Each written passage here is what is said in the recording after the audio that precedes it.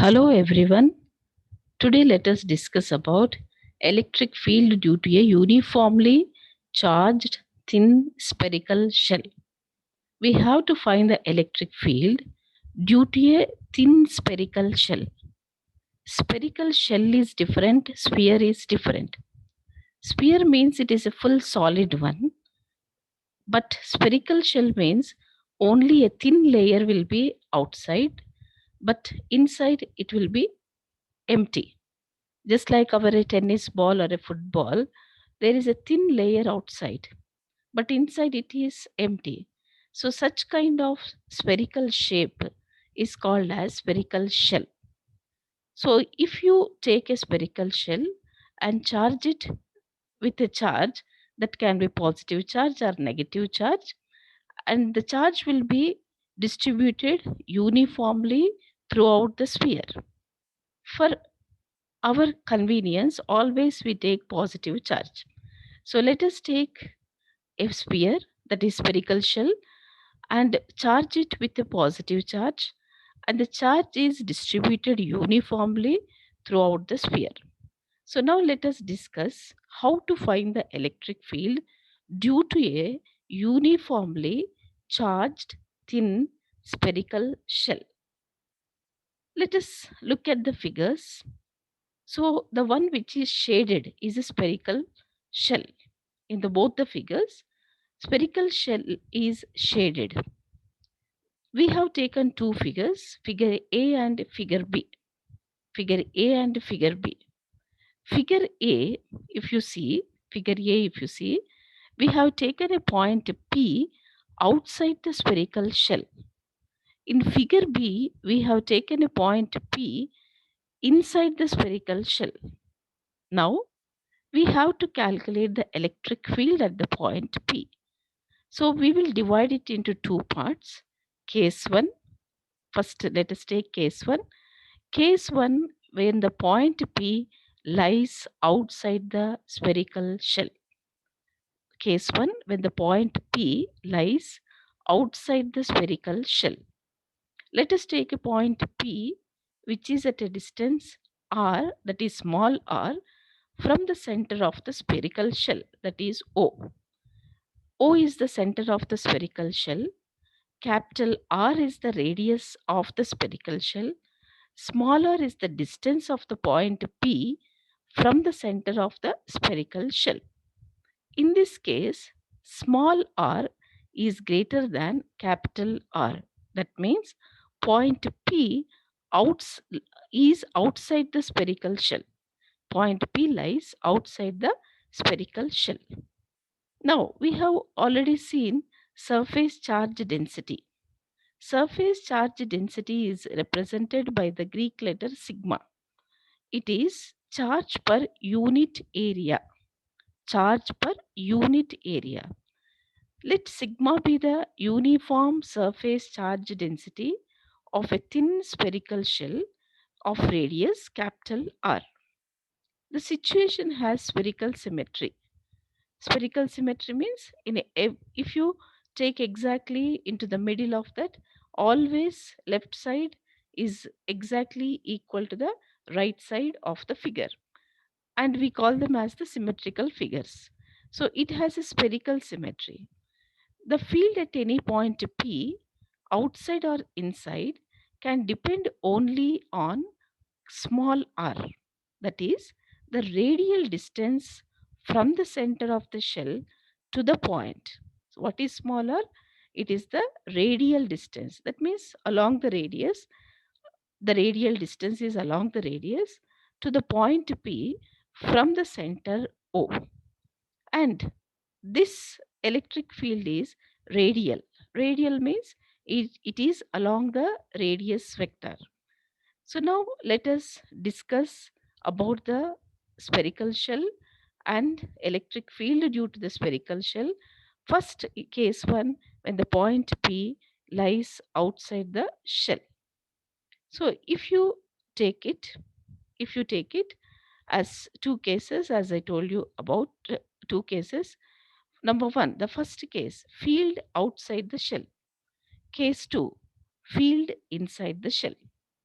First, let us discuss completely about outside the shell because it is only the very big topic. Inside the shell, it is a very small topic. So, if you take case 1, the point P is clearly taken outside the spherical shell. The distance of the point P is small r from the center of the spherical shell, and capital R is the radius of the spherical shell. Now, through the point P, we take a Gaussian surface. Through the point P, we take a Gaussian surface that is also a sphere. That is also a sphere. Gaussian surface I have already explained in my previous videos. It is an imagination. We imagine a surface through which we have to calculate the flux. It is an imaginary surface through which we have to calculate the flux. So that is called as the Gaussian surface. To know the Gaussian surface, you can go to my previous videos. Now, through the point P, we have drawn a sphere. Now it is shown by the dotted lines. In this figure, it is shown by the dotted lines. Now, if you take any point on this sphere, all points are at equal distance from the center because all points are at a distance of small r from the center. So, this is the spherical symmetry. If you take every point, all points on this sphere, that is the sphere of Gaussian surface, are equivalent relative to the given charged configuration. With respect to the charged configuration, every point on the sphere is equivalent. So that is called as the spherical symmetry. So therefore, at each point of the Gaussian surface, the electric field has the same magnitude E and its direction is along the radius vector at each point. That means if you take any point on the Gaussian surface, that is the dotted line, the value of E, electric field, is same. And second thing is the direction of the electric field is along the radius vector. Along the radius vector at every point. At every point, it is along the radius vector. Now, if you take the area as delta S bar and E bar as the electric field, if you take them and calculate the flux, the formula for flux is E delta S cos theta. But what is the direction of the area? So, if you take every small area on the surface of the sphere, that is, if you take small area on the surface of the sphere and draw a normal to that, the direction of the normal is along the direction of the radius, that is, along the direction of the electric field. So, electric field is along the radius and normal is also along the radius. Therefore, angle between electric field and the normal to the area at every point are parallel. That means conclusion is the direction of electric field and area at every point are parallel. Therefore, cos theta is equal to cos 0 is equal to 1. Therefore, the flux through any small area, the flux through any small area delta S is equal to E delta S cos 0, that is equal to E delta S. To find the whole area, we have to add all such small areas as I told you in my previous video. So we have to add each and every small delta x and finally we will get for the whole area. Therefore, summing over all delta S, the flux through the Gaussian surface is E into area of the Gaussian surface. So, area of the Gaussian surface means full area of the outside sphere, that is the dotted sphere. So, dotted sphere has a radius of smaller. Therefore, surface area of a sphere as per the mathematics 4 pi r square. Therefore, in this case, Gaussian sphere has a radius of smaller. Therefore, the surface area of the Gaussian sphere is 4 pi small r square. Therefore, flux through the Gaussian surface is E into 4 pi r square, that is small r, where smaller is the radius of the Gaussian surface. So, E is equal to 4 pi r square is the flux through the Gaussian surface. Now, coming to the Gauss theorem, we know the flux through a surface is equal to total charge enclosed by the area divided by epsilon naught. To find the total charge, we have to calculate what is the total charge. We know charge for 1 unit area is sigma, that is surface charge density. Total area of the spherical shell with the radius capital R is 4 pi capital R square. So don't get confused. The spherical shell is inside. Charge is on the spherical shell. Spherical shell is inside the Gaussian surface. Charge is on the spherical shell only. So we have to calculate the charge on the spherical shell. The area, the surface area of the spherical shell is 4 pi capital R square. If for 1 unit area, surface charge density is sigma, then for 4 pi r square area, it will be multiplied with sigma. Therefore, total charge enclosed by the spherical shell is equal to sigma into 4 pi capital R square. This is total charge enclosed by the spherical shell. Once again, I repeat, sigma is for 1 unit area, that is surface charge density. Then for the whole area of the spherical shell, 4 pi capital R square into sigma. So sigma into 4 pi capital R square will give you the whole charge enclosed by the spherical shell. Then we have to see now what is the flux as per the Gauss theorem. So as per the Gauss theorem, we have to take the flux. We have to take the flux as total charge enclosed by the surface divided by epsilon naught. So once again, I repeat, sigma is for 1 unit area, charge per 1 unit area, and for 4 pi r square area, it is sigma into 4 pi capital R square. Therefore, total area has 4 pi r square units. Therefore, total area has a charge that is equal to sigma into 4 pi capital R square. Now, as per the definition of the flux, we have already seen it, which is equal to, the flux is equal to E into area, that is which area? Gaussian surface area, that is E into 4 pi small r square. This is as per the definition of the flux. So, as per the definition of the flux, it is equal to E into 4 pi small r square. Let it be equation number 1.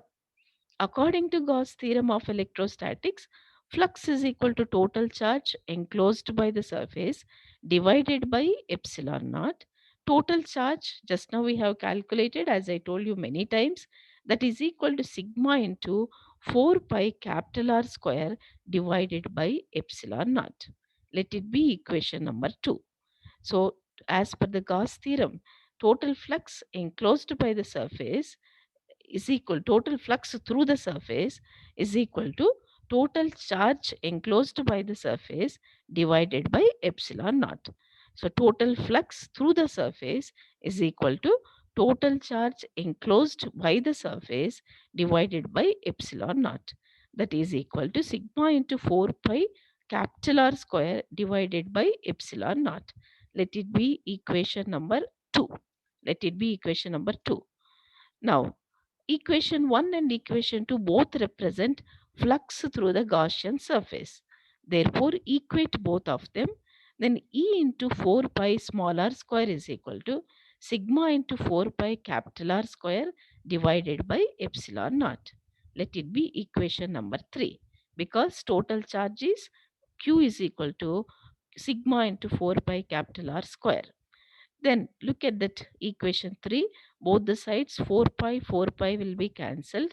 Bring E bring r square, that is small r square, to the right side, then E is equal to sigma r square by epsilon naught small r square.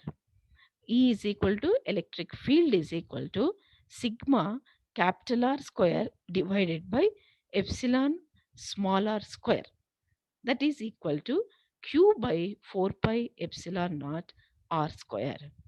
Q is the total charge enclosed by the surface, and 4 pi epsilon naught r square as per the formula. So now, if you see the equation number 3, E into 4 pi r square is equal to sigma into 4 pi capital R square by epsilon naught. But sigma into 4 pi capital R square is nothing but Q. If you replace the numerator of equation number 3 in the right side, that is equal to Q. Therefore, if you replace with the Q, you will get E into 4 pi r square is equal to Q by epsilon naught. Therefore, E is equal to Q by 4 pi epsilon naught r square. So you can use both the formulas.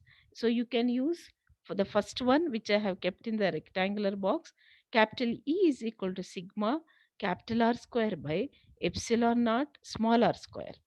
And another equation also we can use, capital E is equal to Q by 4 pi epsilon naught small r square. Everything we have to express as vectorial form, that is vectorially E bar is equal to Q by 4 pi epsilon naught r square into r cap, where r cap is the unit vector along the radius. So in the vectorial form, how we can represent is E bar is equal to Q by 4 pi epsilon naught r square into r cap, where r cap is the unit vector along the radius. Now, if you see, if we have assumed that the sphere is charged with positive charge, when if it is a positive charge, that is Q is greater than 0, electric field is always directed outwards. If it is a negative charge, electric field is always directed inwards. So the electric field direction is outwards for Q is greater than 0, and it is inwards for if Q is less than 0. It's nothing but simple. For positive charge, it is outward. For the negative charge, it is inward. Finally, we can conclude that for points outside the shell, the field due to a uniformly charged shell is as if the entire charge of the shell is concentrated at its center. Suppose if the whole charge on the spherical shell is concentrated at O, and if you calculate the electric field, you get the same formula. E is equal to 1 by 4 pi epsilon naught Q by R square. You will get the same formula. E is equal to Q by 4 pi epsilon naught R square.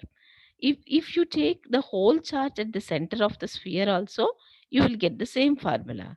If charge is uniformly distributed on the shell also, you will get the same formula. Therefore, what we can conclude is, if the charge is uniformly distributed over the surface, the formula finally what we got is as if the whole charge is concentrated at the center of the sphere. Now let us go to case 2. In the case 2, we can see the point P lies inside the spherical shell. So through the point P, we have drawn a Gaussian surface, that is with the dotted lines. Small r is the radius of the Gaussian surface, and capital R is the radius of the spherical shell.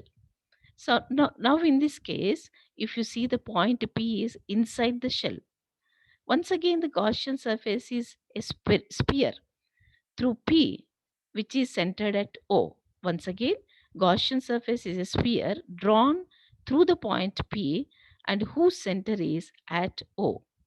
Now, once again, the flux through the Gaussian surface, same procedure. The flux through the Gaussian surface is E into 4 pi small r square, as per the definition of the flux. The flux is equal to E into 4 pi small r square. Now, If you see, as per the Gauss theorem, the flux is equal to total charge enclosed by the Gaussian surface divided by epsilon naught. Clearly, you can see here, whole charge is outside the Gaussian surface. Note this point. Inside the Gaussian surface, there is no charge at all. Inside the Gaussian surface, there is no charge.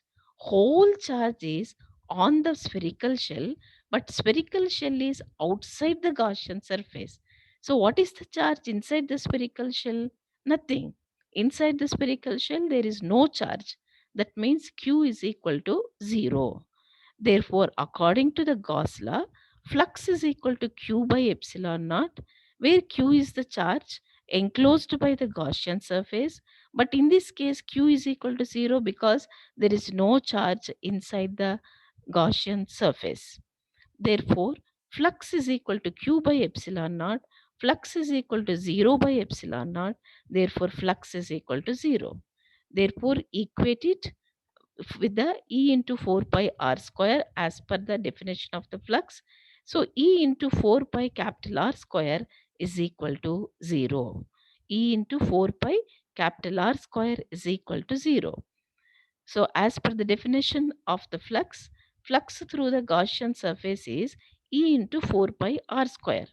As per the Gauss theorem, flux is equal to 0. Therefore, equate E into 4 pi small r square is equal to 0. 4 is a constant, 5 is a constant, r is a radius, it cannot be 0. 4, 5, r, nothing cannot be 0. Therefore, finally, what is 0 here? E is equal to 0. That means electric field inside a spherical shell is equal to 0. Electric field inside the spherical shell is 0. That means when small r is less than capital R, electric field is equal to 0. What we can conclude here is, finally we can conclude that the field due to a uniformly charged thin shell is 0 at all points inside a shell. Conclusion is, the field due to a uniformly charged thin shell is 0 at all points inside a shell. Thank you for watching this video. We will meet with the next video. Please learn this very carefully because this is very important derivation which is frequently asked in the board exams. So learn it carefully, understand it carefully, and write it well so that you will remember it. Thank you for watching this video. Let us meet again in the next video.